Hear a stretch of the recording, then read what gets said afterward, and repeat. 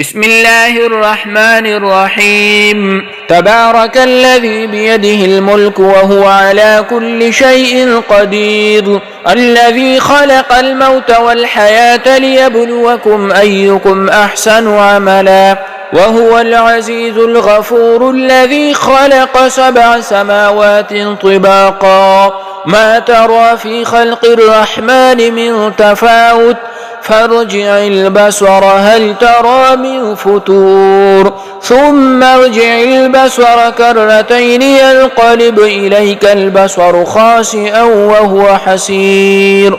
ولقد زينا السماء الدنيا بمصابيح وجعلناها رجوما للشياطين وأعتدنا لهم عذاب السعير. وللذين كفروا بربهم عذاب جهنم وبئس المصير. إذا ألقوا فيها سمعوا لها شهيقا وهي تفور، تكاد تميز من الغيظ، كلما ألقي فيها فوج سألهم خزنتها ألم يأتكم نذير، قالوا بلى قد جاءنا نذير فكذبنا وقلنا ما نزل الله من شيء إن أنتم إلا في ضلال كبير. وقالوا لو كنا نسمع أو نعقل ما كنا في أصحاب السعير، فاعترفوا بذنبهم فسحقا لأصحاب السعير. إن الذين يخشون ربهم بالغيب لهم مغفرة وأجر كبير. وأسروا قولكم أو اجهروا به إنه عليم بذات الصدور. ألا يعلم من خلق وهو اللطيف الخبير. هو الذي جعل لكم الأرض ذلولا فامشوا في مناكبها وكلوا من رزقه وإليه النشور. أأمنتم من في السماء أن يخسف بكم الأرض فإذا هي تمور، أم أمنتم من في السماء أن يرسل عليكم حاصبا، فستعلمون كيف نذير. ولقد كذب الذين من قبلهم فكيف كان نكير.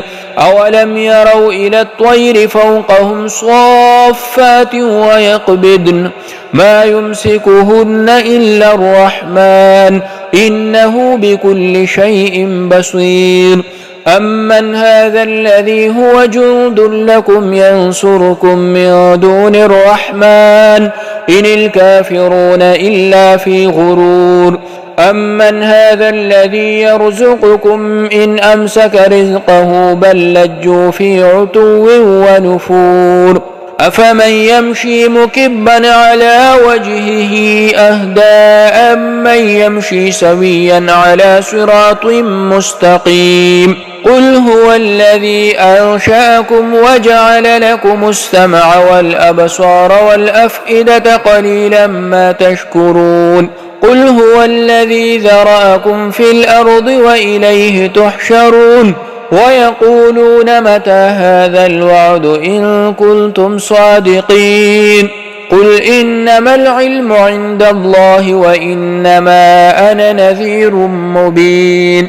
فلما رأوه زلفة سيئت وجوه الذين كفروا وقيل هذا الذي كنتم به تدعون.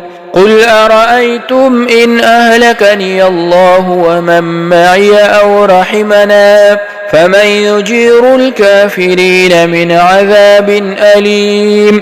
قل هو الرحمن آمنا به وعليه توكلنا فستعلمون من هو في ضلال مبين.